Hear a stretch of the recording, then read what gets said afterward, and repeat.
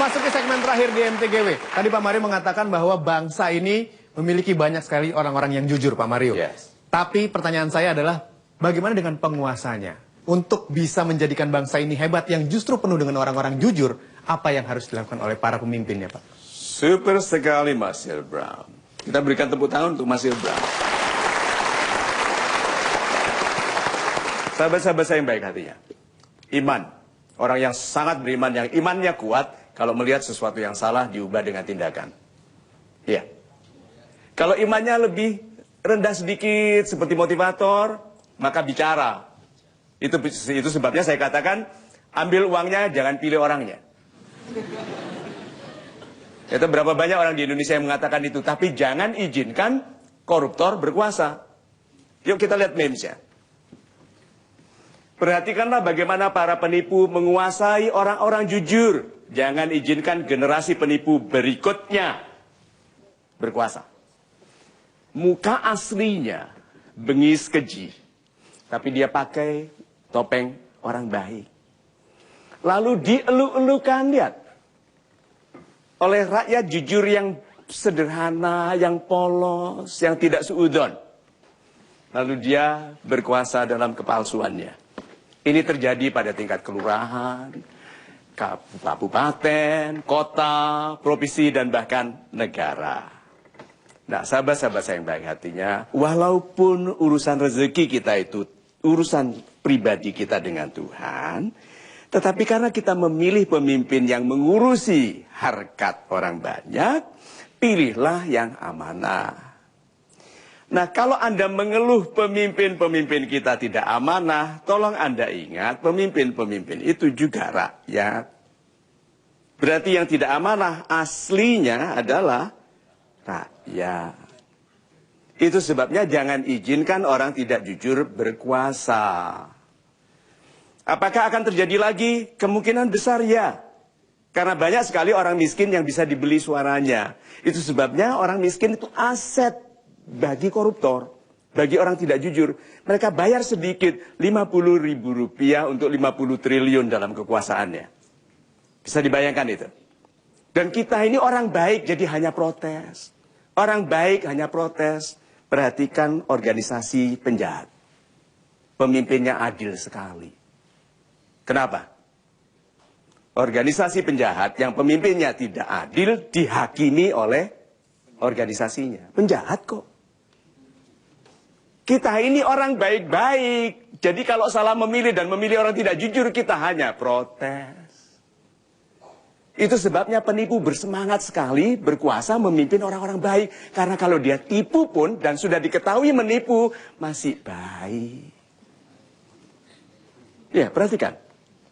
So, sahabat-sahabat saya yang baik hatinya ini menjelang pemilu.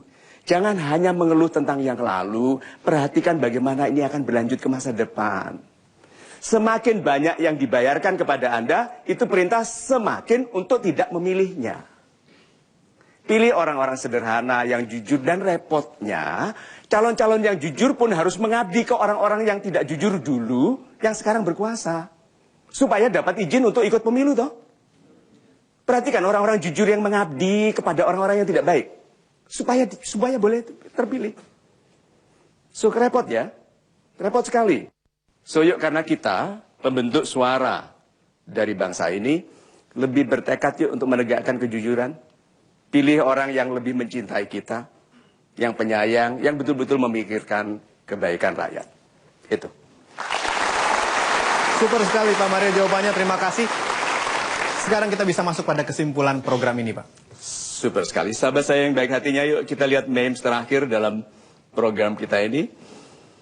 Orang yang tidak suka menipu dirinya sendiri sangat sulit untuk ditipu. Itu dijanjikan uang. Lihat itu. Masa orang gemuk berusaha minta dukungan orang kurus? Bukankah itu di politik? Orang-orang gendut minta dukungan orang miskin. Ini orang-orang makmur yang makannya berlimpah minta dukungan orang yang uangnya kurang, yang makannya sedikit, yang tidur di emperan. Perhatikan itu. Bukankah itu sebuah bentuk kepalsuan yang nyata? Bukankah Tuhan selalu mengingatkan bahwa musuh-musuh kita itu nyata? bahwa setan adalah musuh yang nyata bagimu.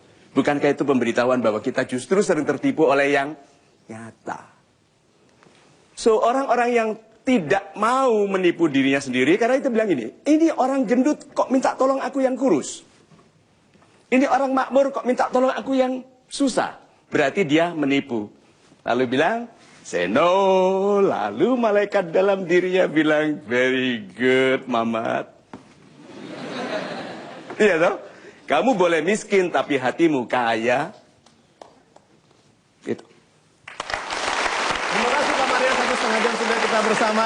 Dan mudah-mudahan bersama program ini hati kita lebih dekat pada kebaikan. Sehingga apapun hal-hal jelek yang dibisikkan kepada kita bisa kita tolak melalui hati nurani yang baik. Amin. Saya Hilbram Dunar, kita bertemu lagi pada kesempatan berikutnya. Tentunya di Mario Teguh Golden Ways.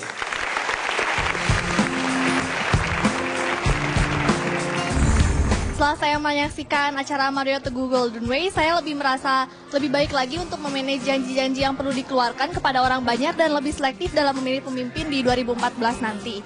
Terima kasih Pak Mario, salam super. Nah, setelah saya mengikuti program Mario Teguh Golden West, saya merasa sangat termotivasi dalam berjanji dan menepati janji saya karena saya masih banyak kekurangan dalam berjanji.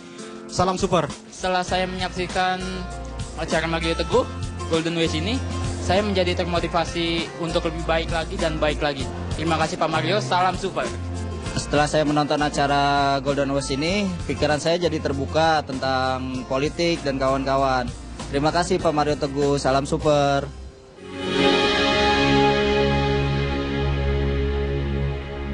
Lebih 28 kita rahasiakan.